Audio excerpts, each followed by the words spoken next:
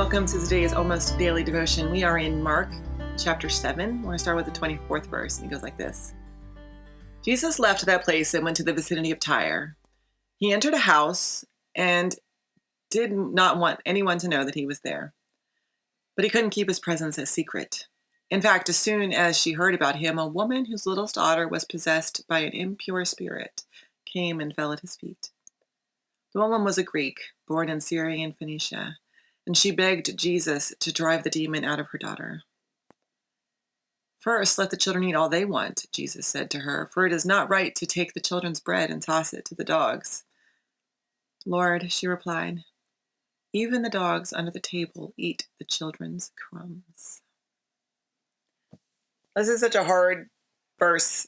I struggle with this verse because it's not the Jesus that we want to see. We don't like this Jesus. I don't like this Jesus. I won't speak for you.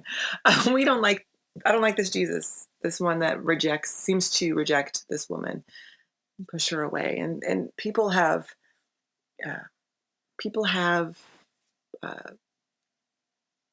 softened it. People have tried to excuse away Jesus' behavior here and say, oh, well, he was just testing her to see if she really believed or if she was just, striking out and making a chance and all that. But I don't think that's true. I'm not sure that's true. I think Jesus here is a human, and he was tired, and he needed some rest, and he said something he didn't mean. Jesus was a human. Jesus made mistakes. And we often get confused about the living without sin thing and think that means that Jesus never made a mistake, and that's not what being without sin means. We're not going to go super deep into that, but I promise at some point we'll talk about that more. But being without sin doesn't mean you never make mistakes. You're human and you're limited by your physical and spiritual and emotional capacity. And Jesus was here and was at the top end of his rope and was limited by his emotional, spiritual, and physical capacity and did not have space for her and did not make space for her. And he pushed her away. And there's no way to soften that or make that nice or do anything. And it doesn't tarnish Jesus. It doesn't make Jesus less. It just acknowledges that Jesus was human, which makes it even more of a miracle. That God was willing to be human, that God was willing to humble himself and become a baby and go through all of that. I wouldn't do high school again. And do you think Jesus, Jesus knew what was going to happen before he chose to come as a baby. I think Jesus was excited about doing high school.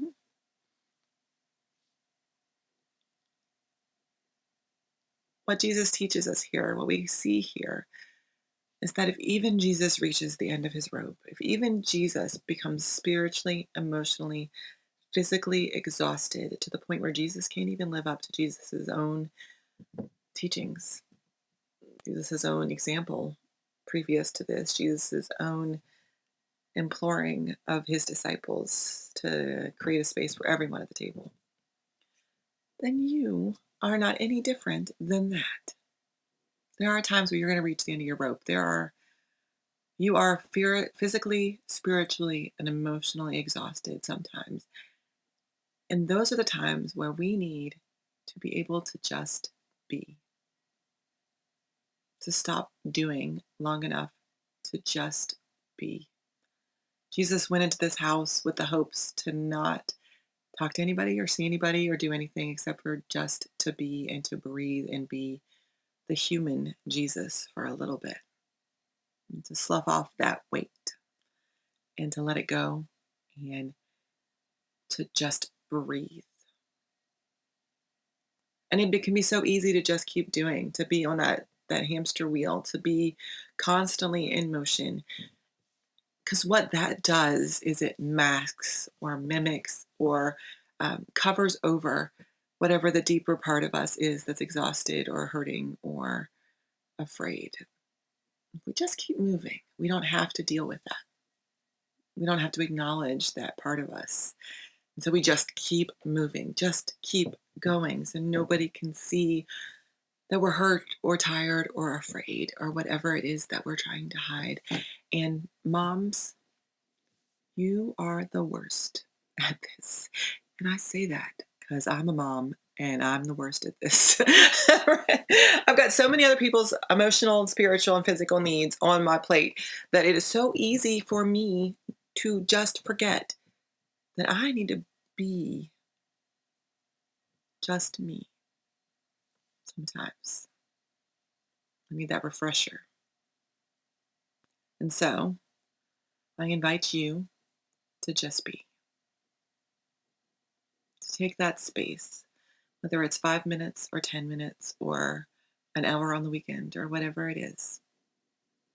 Stop hiding it or covering over it with constant motion and just be. I know something in you, somewhere in you, is something that's exhausted, that is physically, spiritually, emotionally afraid or worn out. And you can keep trying to run from it, but you're never going to outlast it. It will catch up to you. And you're going to start being a different person than who God has called you to be. God bless.